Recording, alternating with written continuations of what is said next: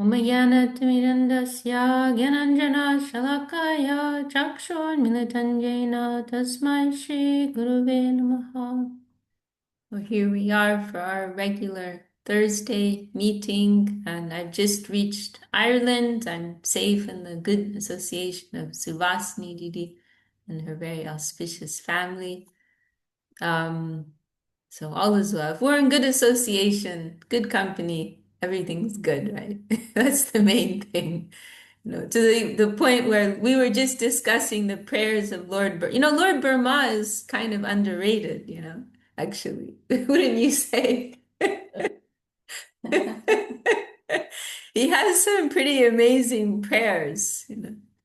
Um, but one of his expressions, right, he would rather actually, that's Bhaktivinoda Thakur's expression, isn't it? He'd rather take birth as an insect in the home of a devotee, yeah, than as Lord Brahma, to have the highest position in the material universe. Mm-hmm. Right, right. So that's really something to think about, isn't it? To live as an insect, which is the lowest position, least enjoyable position to have. That is better if one is in the company of devotees, of the Vaishnavas, to be able to hear the higher topics of life. That is a preferable position to be in. And that's being said from a very sincere, it's not just a sound bite, right? But that's coming from a very deep, sincere place. So that is something for us to think about, right? Okay, well, we do have, as I said, we have a number of questions. Um, Maybe I'll go through them in order of urgency, let's say. And I don't know if the question should be anonymous, but um, one person wrote mentioning a close friend whose husband has been through some very great difficulty and has been in a coma for some time, has been coming in and out of consciousness. And they're asking if there's anything in the scriptures giving any insight into this condition. And all I can say honestly is, there may very well be, but the only thing that I could say on that matter is that we are Brahmanda Brahmite, right? We are wandering throughout this material existence, and we can stumble into all kinds of situations, right? According to the course of our karma, you know. And and that whatever is coming, it is coming in some way to adjust us and to help us to clear our path, ultimately to bring us closer towards our real connection with reality, the beautiful, and our true identity as eternal, loving servitors of that beautiful reality. And so our karma comes in various ways to purify us. And it may be, at times inexplicable, right? We may not be able to understand how and why it is coming, but we can trust it is coming with some purpose, it is coming with some cause, and ultimately, if we can take the right attitude, then it will further our position in our progressive spiritual life.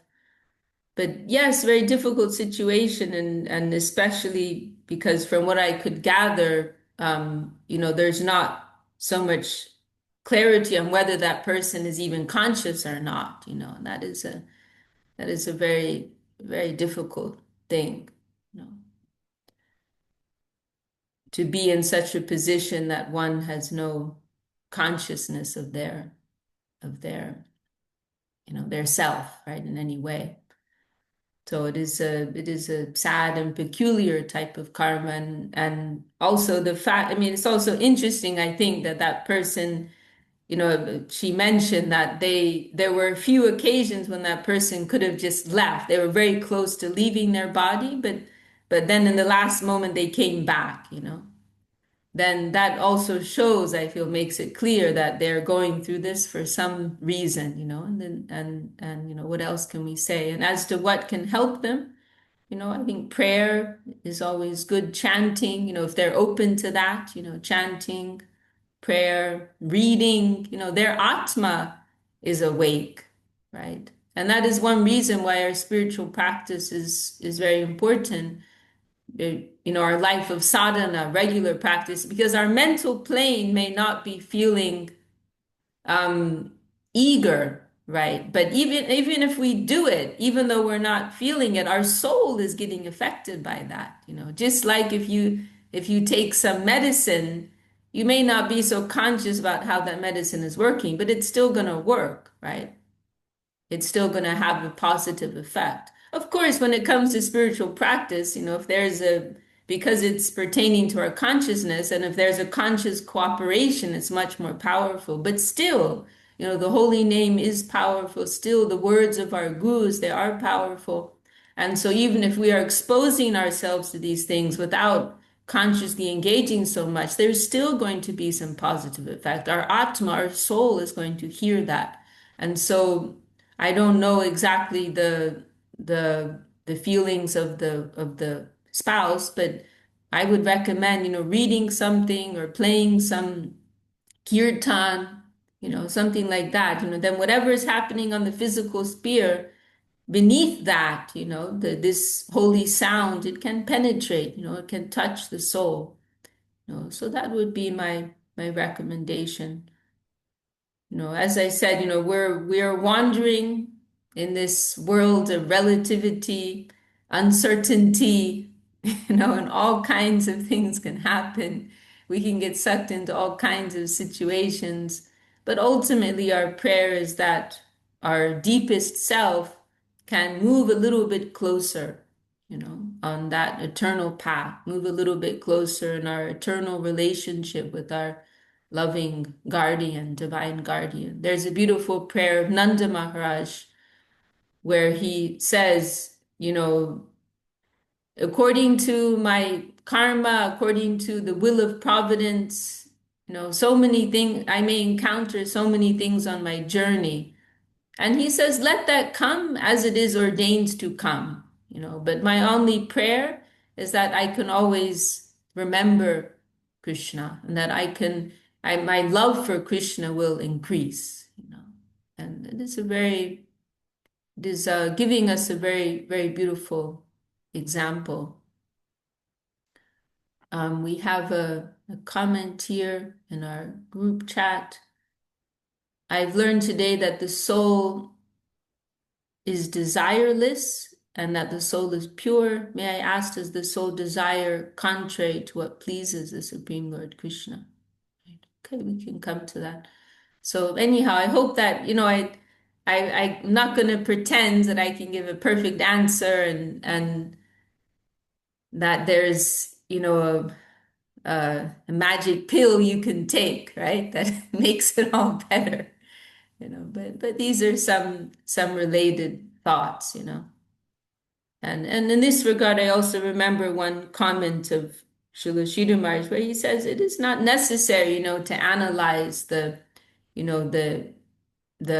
intricate detail, or the intricacies involved in someone's karma, right? It is not necessary to go under the microscope, right, for all of that, but in a general sense, we understand it is coming according to some previous karma. This is what's facing us now, and we are spiritual opportunists, right? We try to make the most of what situations come for ourselves and for our loved ones, right? And so, the spouse of this person is a very beautiful, righteous person. They're thinking deeply, how can I help my loved one? They're in this helpless condition, but I am here, and what can I do to help them, right? That's a very beautiful mentality. So anyhow, we send our prayers, and wish all the best for this ultimately auspicious soul, right? Okay, and then going to in our chat box here, does the soul desire contrary to what pleases the Supreme Lord Krishna? Well, that's kind of an interesting question because Actually, sometimes Krishna wants his devotees to be contrary to him. Sometimes that's his leela, that he wants his devotees to to be difficult, right? But that's actually a very high topic. Sometimes Krishna's beloved friends, they may quarrel with him or oppose him in different ways, but that's all ultimately nourishing the Leela, right? So in that sense, it is actually pleasing to Krishna, even if they are acting, contrary to his direct will.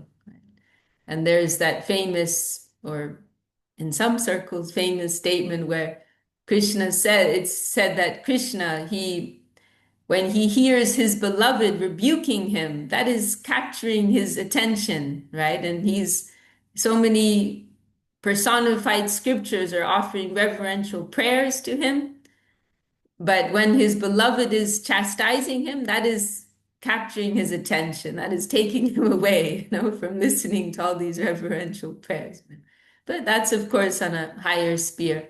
And to answer your question more directly, no, the soul in its pure state it is a matter of one's constitutional nature. We are, in the language of Srila Swami Maharaj Prabhupada, we are part and parcel, right? We are part and parcel of Lord Krishna, right?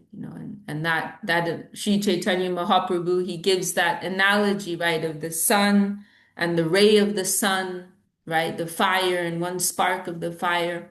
So we belong to him, right? This is a part of the conception of a chincha beda bed, right? Inconceivably one with and different.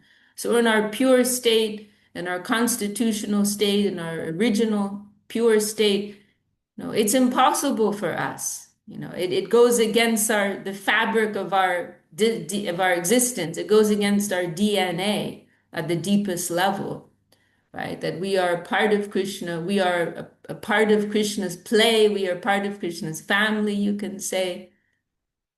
And so in our pure state, we only want to love him and to receive love from him, right? We want to reciprocate in love. That is in our natural condition, right? So yes, and that's something quite hopeful, to remember as well, that looking at our own condition at times, or looking at the condition of others at times, we can easily get discouraged, like, oh, there's no hope for me. I have so many, millions of light years, to go before I can attain anything substantial, right? But so we have to remind ourselves, no, that this is my own wealth, right? This is my own intrinsic property, right? It is not, it is not something to be acquired from elsewhere, right? What's that verse in Chaitanya Charitamrita? Krishna Kabu Sadhu Noy. It's Krishna Bhakti. I forget the Bengali. Do you? Krishna Bhakti No, no. It's in Chaitanya Charitamrita. It's Sadhya Kabu Noy. Shravanadi Shuddha Chitte Koroye Udo. I forget the first few words of it. Krishna Prema. But it's saying, that the gift of Krishna Prema, it's not something that is acquired elsewhere, right? It's not something acquired from outside, but it is our own wealth. It is within us. And through the process of Shravan and Kirtan, hearing and chanting, it will naturally be awakened, right? So it is something to remember, right? To encourage ourselves and also to be more helpful in others, right? But it is, now I'm thinking a little more broadly, it is theologically speaking, this is actually a point of debate, right? And even there are other Vaishnava sampradayas who say, right? You've heard that, right? In the lineage of Madhvacharya, they say that, I believe the terminology they use is souls are categorized as intrinsically sattvic, rajasic, or tamasic, right? And so that is their intrinsic nature, right? And so for some, there's no hope. That's what I recall. I don't know if you, Srila Marj discusses it in some place.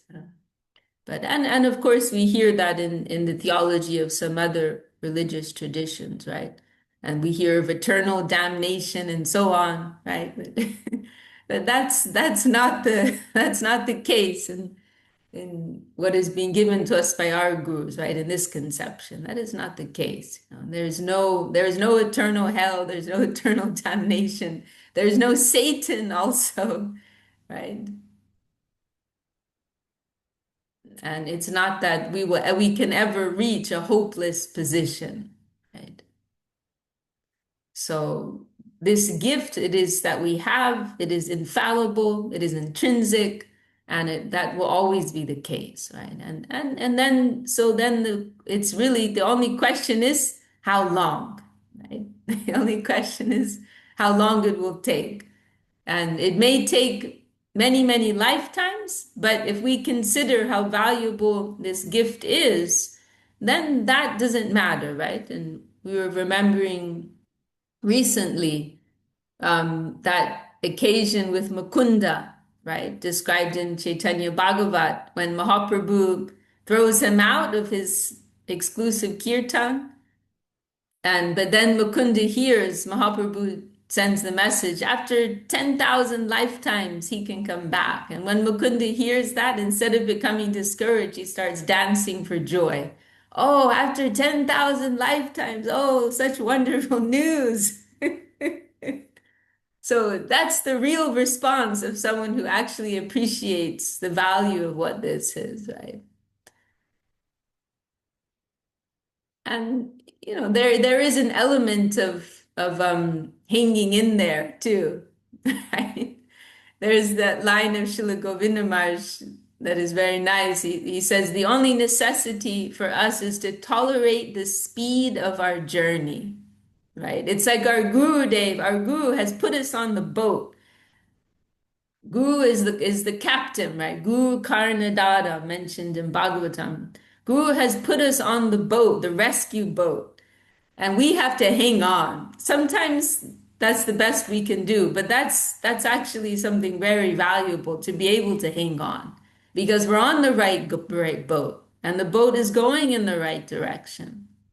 And sometimes we may not be, sometimes it may be a peaceful day at sea.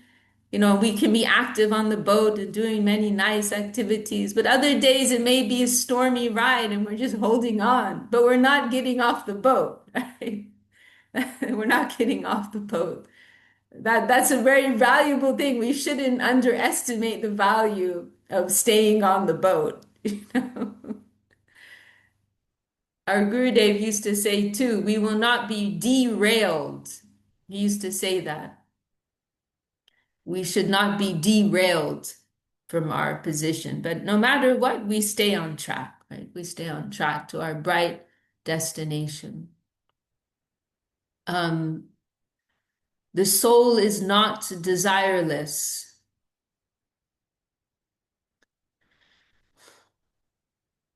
I'm not completely clear. Um, I mean, we can say that in its natural, I'm not sure I completely understand the question, but we can say it is true that but not in terms of material desire. The soul in its pure state does not have material desire, but it may have desire to serve Krishna, to please Krishna, right? Once we come to the platform of devotion, of bhakti, all the rules change, right? And this is something that's interesting if we consider a transition from the teachings of Gita and then going to the teachings of Srimad Bhagavatam, right? Because in many ways, Bhagavad Gita of course, Bhagavad Gita is also talking about bhakti, but it's also speaking within a more general sphere. And there's more emphasis on becoming free from desire. As an example of one of the differences, in Bhagavad Gita, there's more emphasis on becoming free from desire. Whereas Bhagavatam, the teachings of bhakti, the emphasis will be more on increasing desire, but for Krishna, right? So all the rules change, right? Once you enter the sphere of bhakti, once you enter the sphere of devotion, then all the rules change. It's all about attachment. It's all about feeling. It's all about desire, but not for oneself, but for the Lord, right? For the Vaishnavas, for the saints, right? So yes, the soul in its pure state will have desire, but connected to the higher plane. And that's also a that's also a very special transition that a liberated soul may have to move from the point of desirelessness or freedom from material desire into having desire to please Krishna and having a relationship with Krishna. And there are some examples of that given in the scriptures, right? The Shukadev Goswami, who's the orator of Bhagavatam, he's a famous example of that, right? He was a Brahmavadi. He was absorbed in the conception of the impersonal Brahman, um, light, consciousness manifestation of the Lord. He was absorbed in that, completely detached. He didn't even have awareness of his own body, right? He wandered naked in the forest without even having any awareness of his material existence, right? But from that position, when he heard the glories of Krishna, then he had no attraction to anything of this world. But when he heard the glories of Krishna, he became overwhelmed with attraction and attachment and love, right? So it is of a different type. It is a different type of desire and love, attachment, emotion, and so on, right? It's a tricky thing, and it's a little complex for some to understand, right? But this is the nature of the aprakrita plane, right? It is appearing human-like, but it is not. It is transcendental. It is of a different category. So I'm not sure if that answers your question, but I hope so. Please let me know if not. And as I said, we did have a few other questions for today. Um, well, the kind of following on, another question which came up was about the Brahman, actually, some clarification. And Mahaprabhu, welcome, Mahaprabhu. We have Mahaprabhu and Nityananda with us. I mean, what an auspicious name. I just met Prabhu in Portugal this time. Very happy you can come today. That's a very nice question. Do we have to reach first the Brahma Bhuta stage before bhakti? That's a very good question. I'm going to ask Suvasini ji. I would like to hear. Do you want to say something? Well, actually, it is not necessary. No, it is not necessary. It will happen. It will happen automatically, right? I mean, in this question, you could say yes, but you could also say no, isn't it? You can say yes and you can say no at the same time. Yeah. No, it's not You say necessary. No, it's not necessary. Wait, please don't say. No, I feel that's Brahma Buddha's stage. That's not necessary. It is actually, whatever we do in bhakti, it is not in, the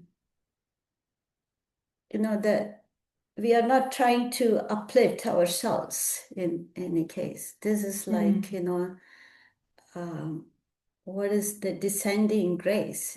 He's coming and, down. That is the descending process, the bhakti. This is so we're not interested in, whether we have reached that stage or not. We have not reached there, whether we are living in the material world or we have liberated. We're not interested in thinking in that way. It is more like, are we conscious of the Lord?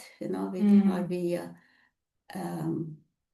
Krishna says, Yomam pashyati sarvatra sarvam chamayi pashyati tasyaham na pranashyami sachame. So one, if we can develop that kind of consciousness where we can see the Lord in everything and, in everything in the Lord, that kind of consciousness that is what, we need to develop. That, this, we see the Lord in every living being, and another very interesting point in Bhagavad Gita, although Bhagavad Gita, gives so many different, um, Sorry, paths. no, sir.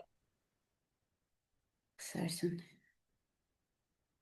Oh, you can carry on. Yeah, it's so many different paths is given, but it's also some things we can, pick in Bhagavad Gita that the Krishna in so many places he's saying this kind of, the You thinking of that? The Pichet Sudracha? No, a different one. No, I'm just saying,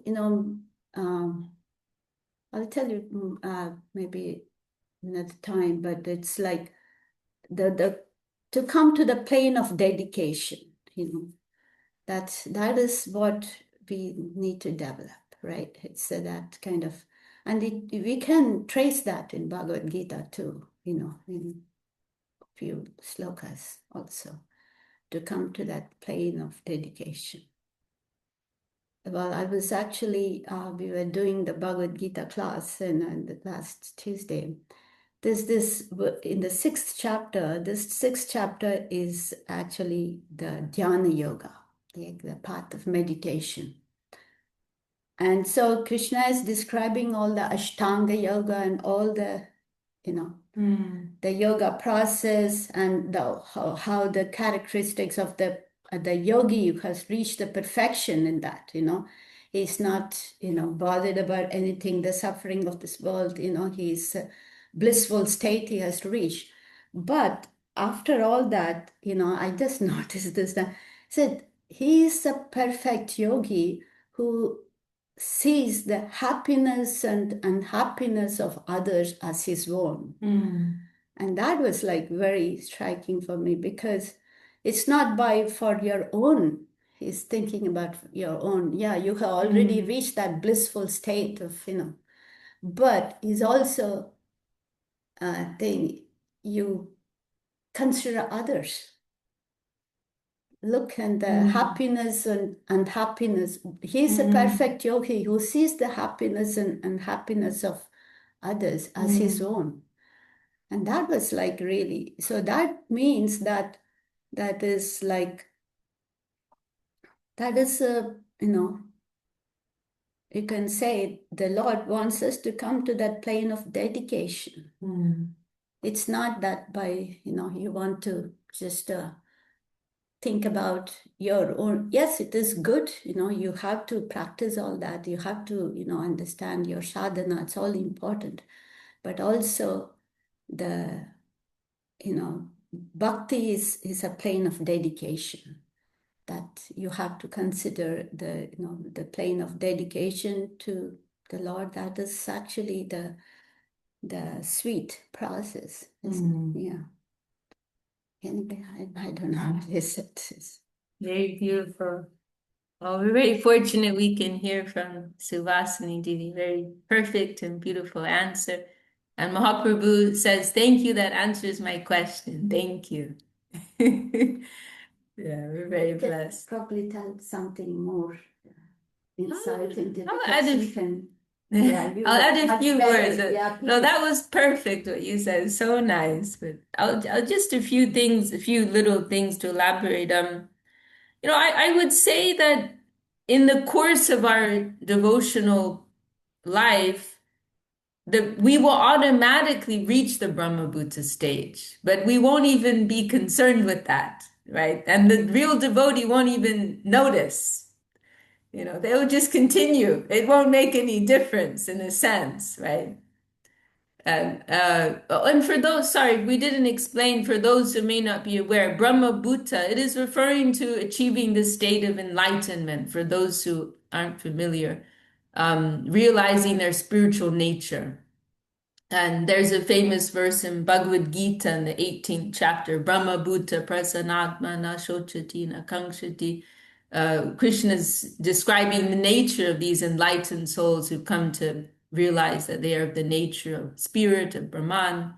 They're always joyful. They never hanker after any of the things of this world and so on. And he also interestingly mentions there, right, that sama sarveshu bhuteshu mad bhaktim labhate param. From that position, he will come to achieve devotion, right? So he's also clearly saying that devotion is something higher, right? But then another thing that does come up here is that it is true, and it's also indicated by that verse, it is true that pure service will not be possible until we reach the Brahma Bhuta stage. It is true that that our wholesale, full-fledged life of divine service, we cannot begin that when we are still in our state of material conditioning. And it can only really begin in its to fully express itself once we've crossed that stage of liberation. But at the same time, it doesn't matter because it is something that will automatically come if we if and it's not the goal also, right? So if we have a real touch of nirguna bhakti, right, pure transcendental devotion for the Lord, if we have a real touch of that, then that ultimately will give us everything, right? And we'll automatically cross that Brahma Bhuta stage and it won't even matter. It's like being in an elevator. Our Gurudev gave that example, like being on an elevator. You just all you can take the stairs, go up step by step, all these different floors, or you can take the elevator, go straight up. Right? Our Gurudev, he gave that analogy. Someone asked him about Gopa Kumar, right? He's described in Brihad Bhagavatamrita, right? This text of Srila Sanatana Goswami, and it describes how he moves through all these different planes of existence. And it's a very long process, right? And he's going through all these different experiences and different zones of reality. Like, he goes through a lot, right? Before he ultimately reaches the embrace of Krishna, as our Gurudev has said very sweetly. And someone asked our Gurudev, do we have to go through all these different levels in the way that Gopal Kumar does? And our Gurudev said, he said, for those who have come to the line of Rupa Goswami, he said it is like taking an elevator, right? You can go directly there, right? We're holding on to the feet of our gurus. They are taking us into their group, right? So we are very privileged, actually. Our Gurudev mentioned once, how, in the course of our service life, then liberation will come to us. And he says, and he said something like, then we can respectfully decline that liberation and continue with our service life. He said something like that.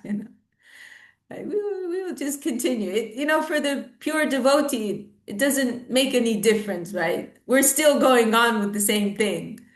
And another interesting point here is, we hear of this Sambandha, Abhideya, Prayojana, right? And and our gurus have pointed out that at a certain point, Abhideya and Prayojana, they will merge into one, right? In other words, Abhideya means our life of practice, and Prayojana is the goal. So Abhideya, our practice, is our life of practicing devotion, right? Following all the various practices of devotion. Then Prayojana, the goal is prema, divine love.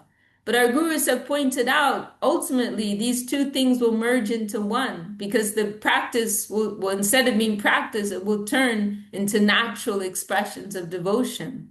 But it's not that you will change the activity, actually, necessarily.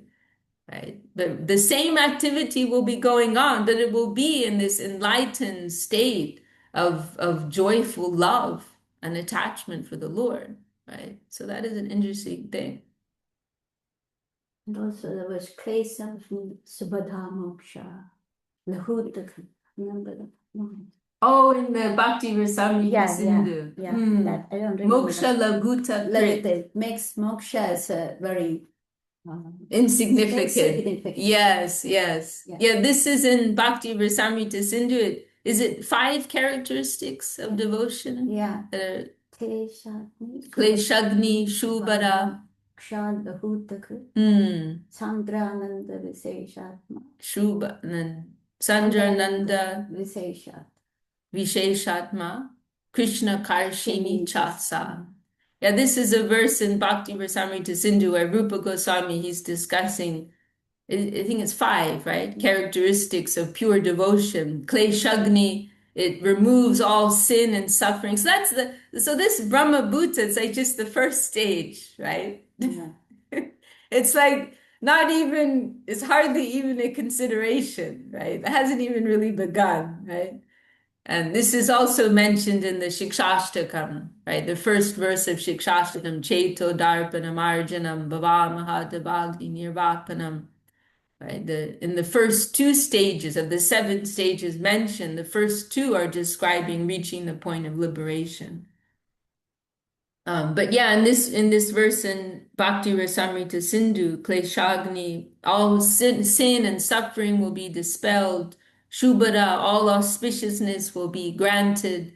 Moksha Laguta Krit, that liberation will be minimized. Liberation will appear completely insignificant. For one who has achieved devotion, it will appear very insignificant.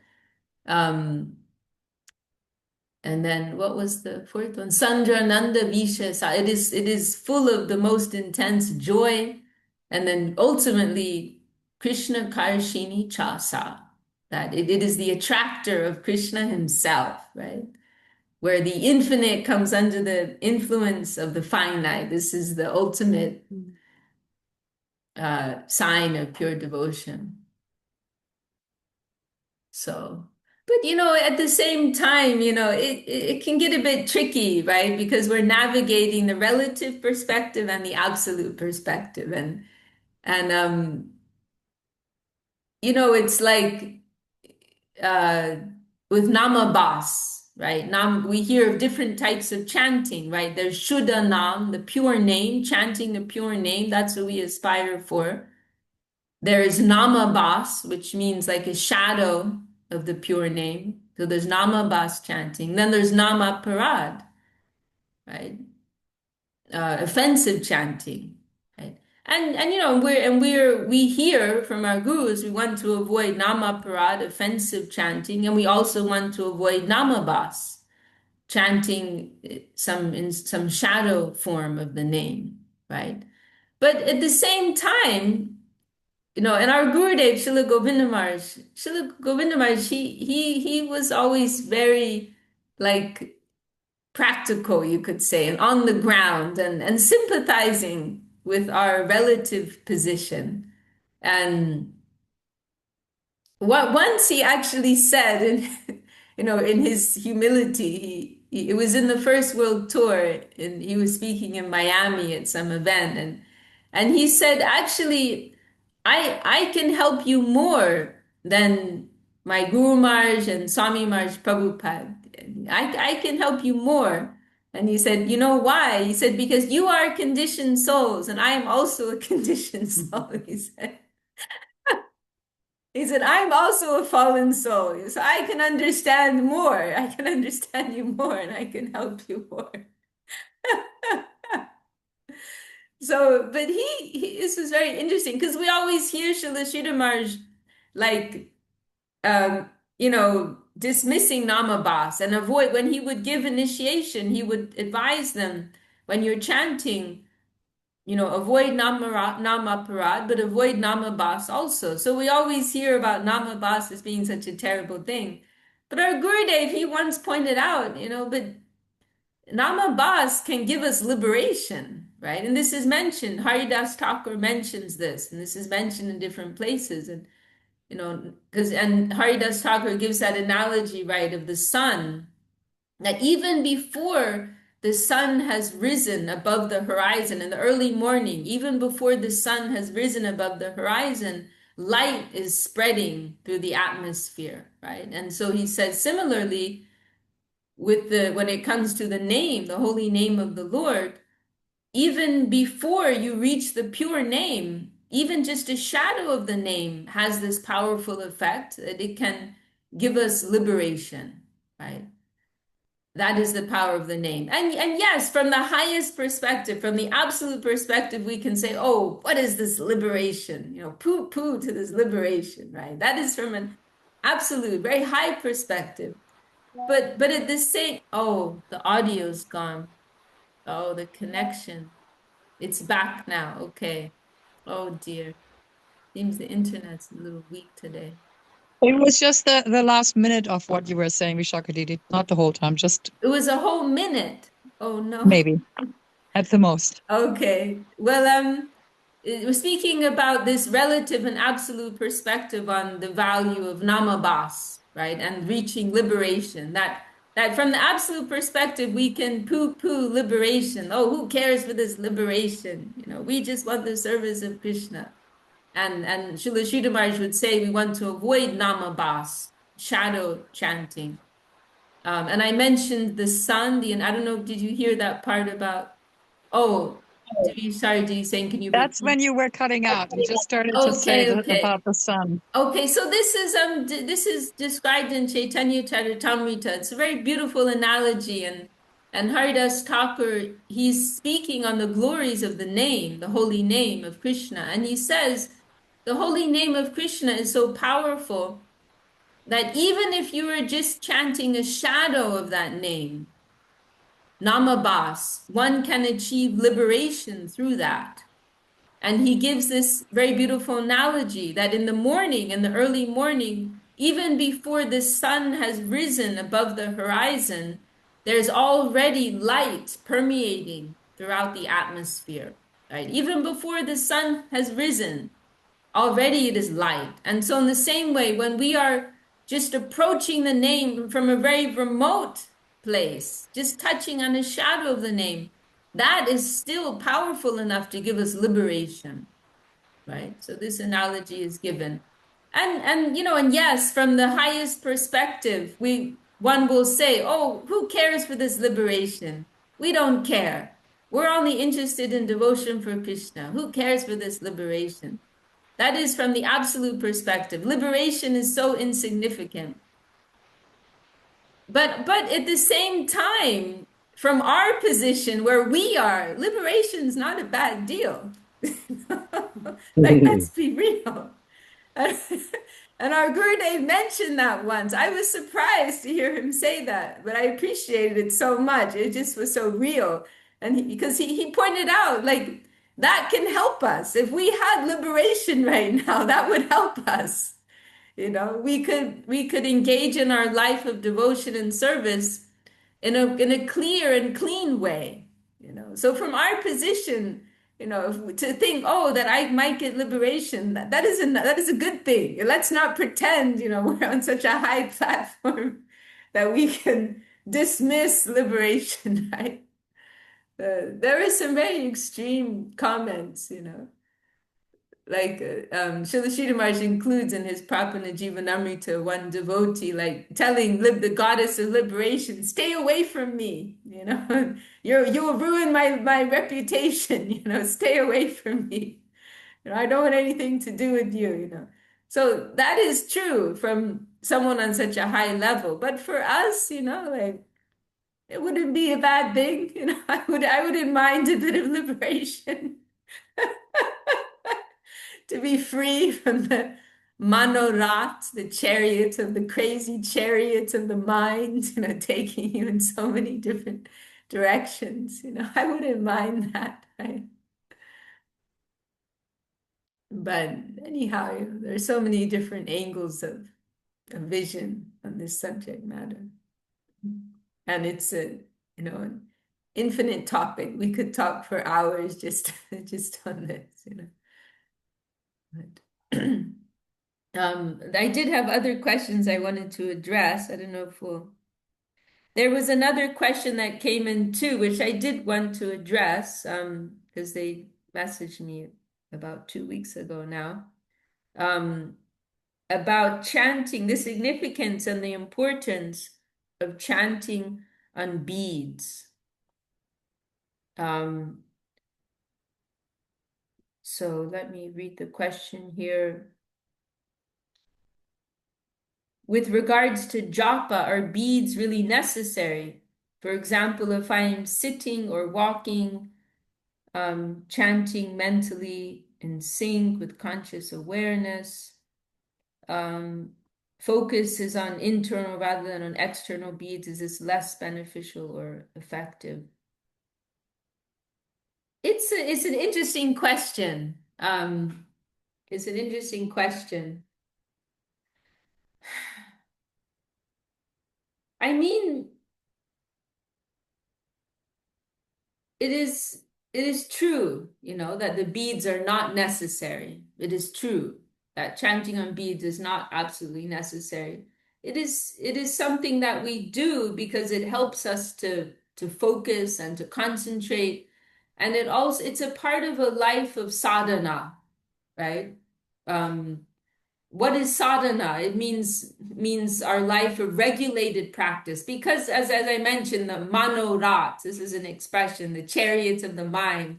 Because we're living under the influence of the chariot of our mind, we can't wait to be inspired every day.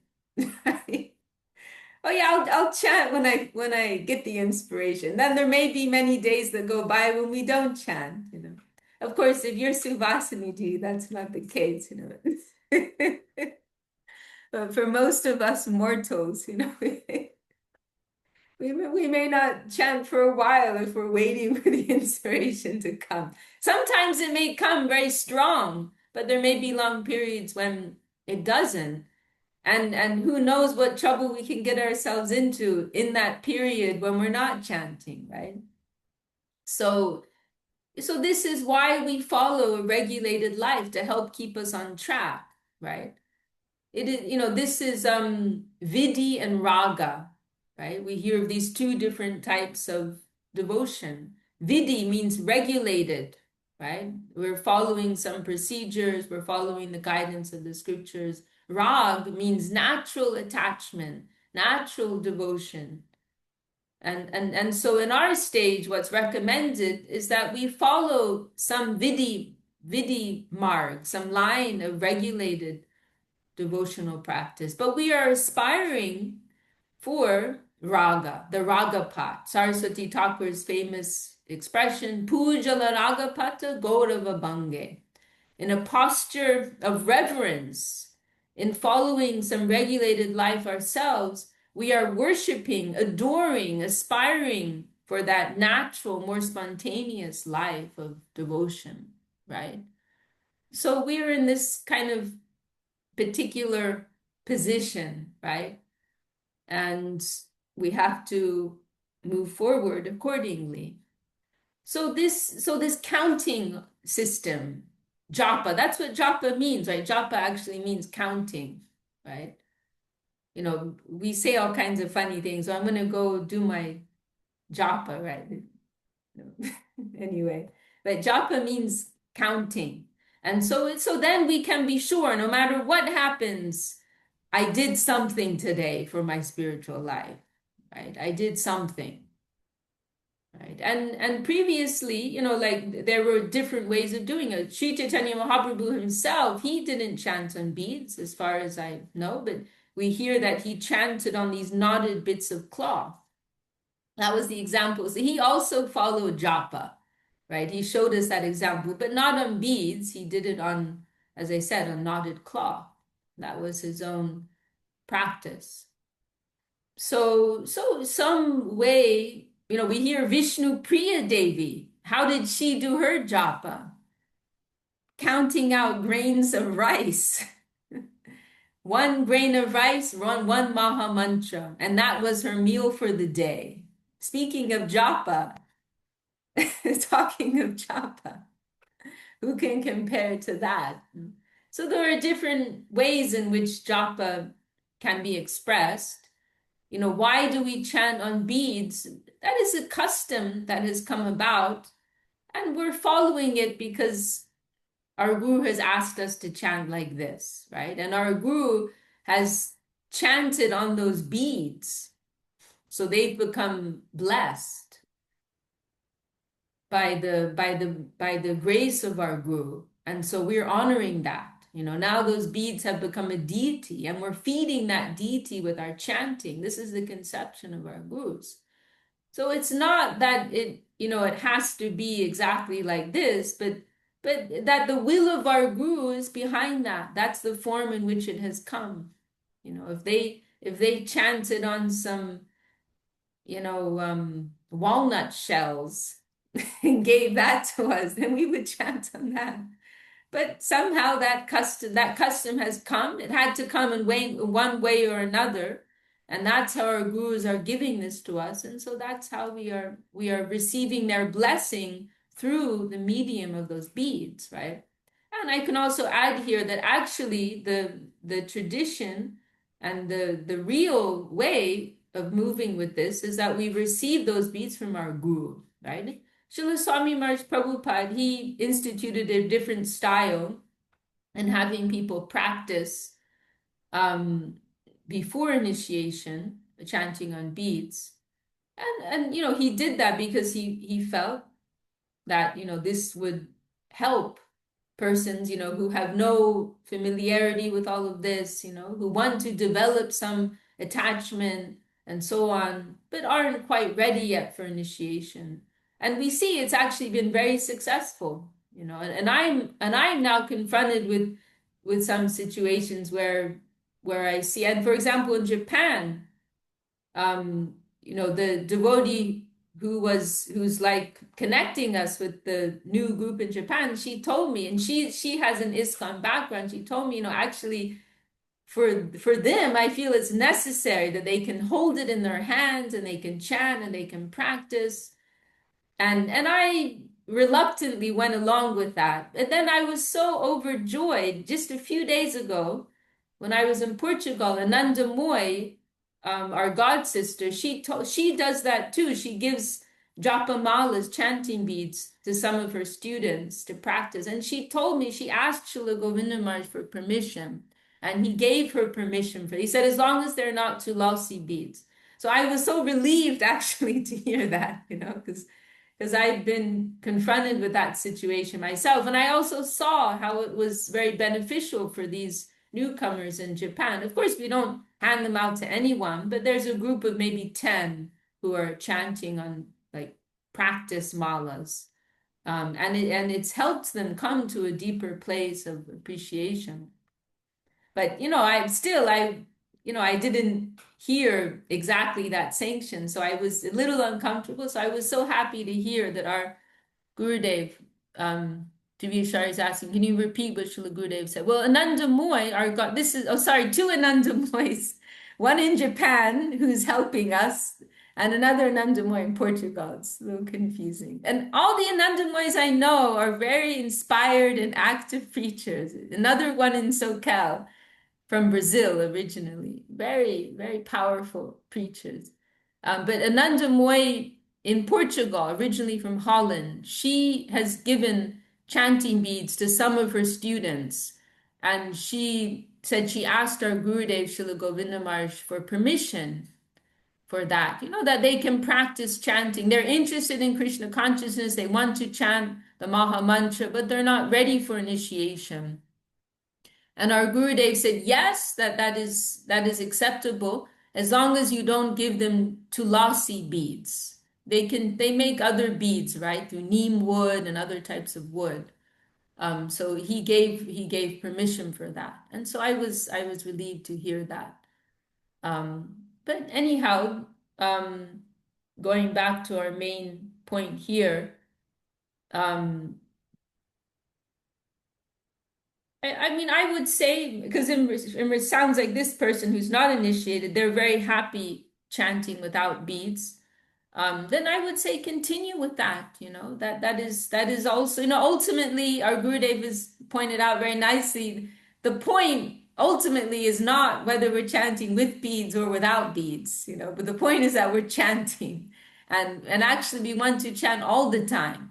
We want that to be an internal natural movement of the mind, that we are chanting, and not just chanting as some type of ritualistic or mechanical thing, but that we're doing it as a heartfelt call, right, for the connection of our beloved Lord, Shri Shri Radha Krishna. We're calling out to them with a feeling of necessity and love, mentally, verbally, all the time. The Maha Mantra, our Gurudev gave a very nice explanation when saying, actually, Sridhar Maharaj also discusses how the Gayatri Mantra will help to bring us to our relationship with Krishna, but at a certain point it will withdraw its action. But the Maha Mantra, Hare Krishna Maha Mantra, even in the highest plane, is always in the background. It's always there, right? So, ultimately that's what we're aspiring for, that Maha Mantra, that Hare Krishna mantra, it is always playing in our consciousness, right? And we're always connecting with the Lord through his holy name. So ultimately it is not about beads or without beads or how many rounds you're chanting or whatever, but that we feel that natural urge to call out for the name of the Lord, right? That's what we want. And I mean, this question brings up some other more esoteric issues, like smaranam, uh, which, is sometimes, considered to be at a higher level from some perspective, that internal remembrance and connection with the Lord, but I don't know if we want to go too deep into all that. I may need to think a little more about that too.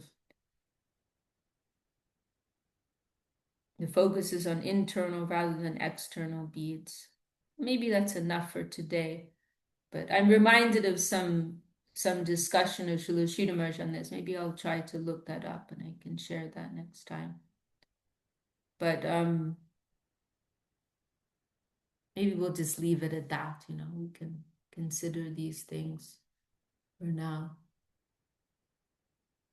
But yes, it is true ultimately that chanting on japa beads, it is a practice to help us in our current stage, right? And as Srila Sridhar Maharaj has said, the gopis of Vrindavan, they're not sitting and chanting on beads all day, right? It's a living thing, right? But yes, it is something that a practice that we are following to help us in our current stage, right?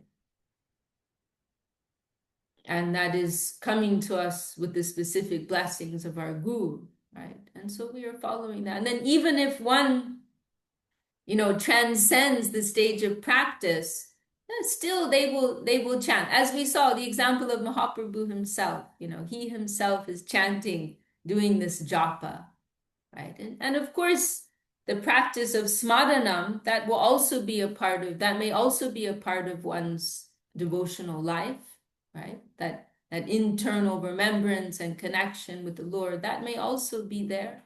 The two are not contrary to each other, right? So it's a service, right? Harinam. No, okay. No, please.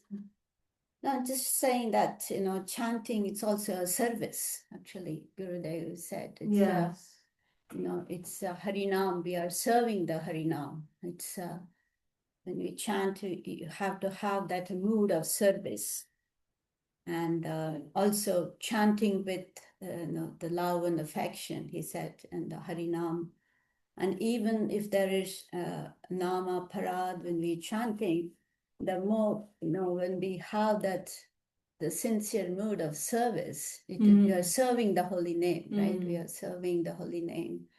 And even the Gurudev said that Harinam will purify us when they're chanting because we chant with apara, nama para, this there, and our chanting. It's not the pure chanting, but the name itself will purify us when we chant, right? That's Yes. yeah.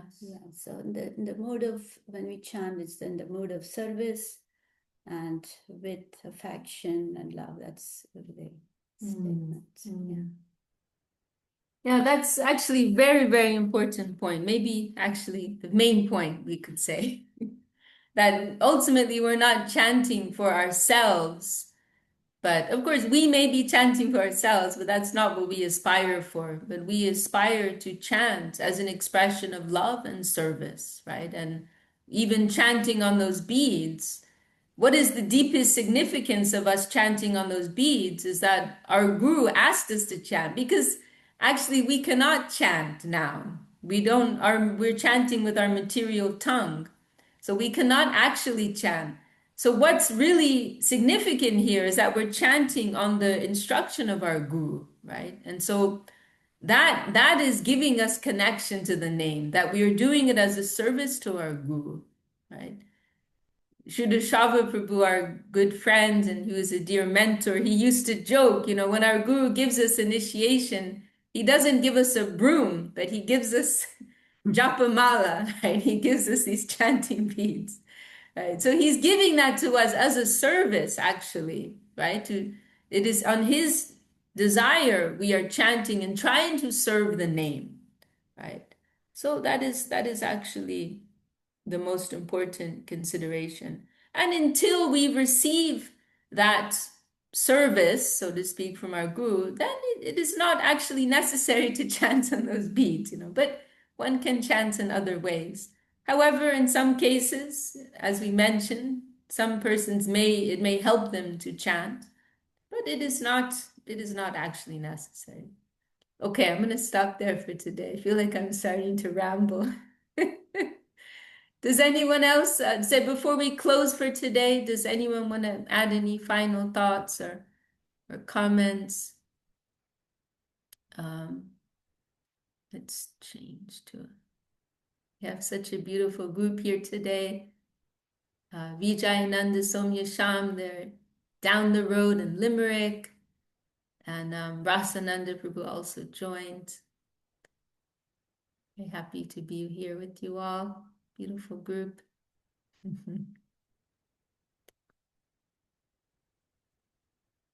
All right.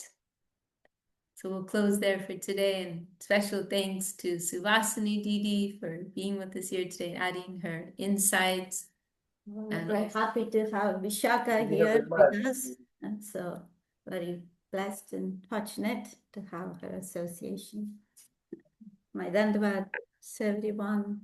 Nice to see Ananda Krishna there, and Kiti Devi, and I have got a really good feeling in my heart from this talk, hearty and healthy. Yeah. My Dandavats, I feel it in my heart. Vishaka Didi Maharaj ki Jai. jai. Jai. Jai Wonderful Shri class. Bhakti Wonderful Sundar question. Govindadev Goswami Maharaj ki jai. Jai. Wishing you all an inspired week and look forward to next time. Same. Bye. Jai. Dandavat, everyone. Dandavad.